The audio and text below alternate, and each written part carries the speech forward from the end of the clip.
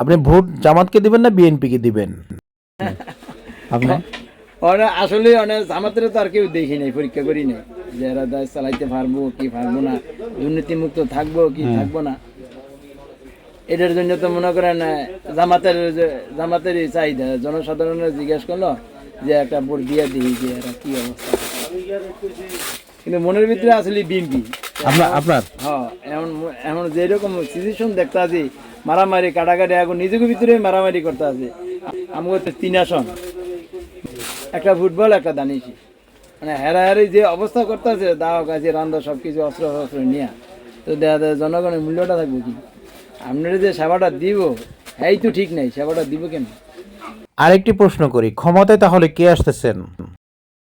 ক্ষমতায় বিএনপি যাইবো, কিন্তু গেলে আপনার দেখা যাচ্ছে যে আপনার সব দলীয় অংশগ্রহণ থাকবো সংসদ, মানে এককভাবে যেতে পারবো না।